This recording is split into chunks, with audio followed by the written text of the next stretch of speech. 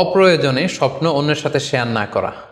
কেউ যদি খুব বড় আলেম হয়ে থাকেন, শায়েখ হয়ে থাকেন, তার এলম আছে, আমল আছে, এরকম কারো কাছে শেয়ার করতে পারেন। অথবা আপনার শুভাকাঙ্ক্ষী হতে পারে, আপনাকে পছন্দ করে, এরকম লোক ছাড়া কারো কাছে স্বপ্ন শেয়ার করা যাবে না।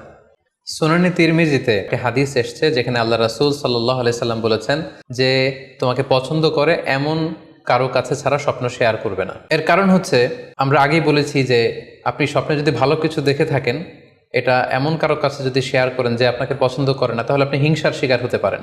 এক্ষেত্রে মুস্তাদরাকে হাকামে একটি চমৎকার হাদিস উল্লেখ হয়েছে, সেটি হচ্ছে স্বপ্নের ব্যাখ্যা তেমনই হয়ে থাকে যেমন এটার ব্যাখ্যা করা হয়।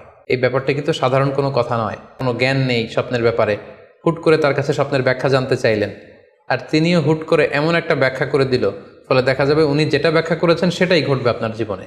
তো ব্যাখ্যা যদি কেউ করতে চান, আপনি ভালো ব্যাখ্যা করবেন, জেনে শুনে বুঝে শুভাকাঙ্ক্ষী হয়ে সুন্দর ব্যাখ্যা করবেন।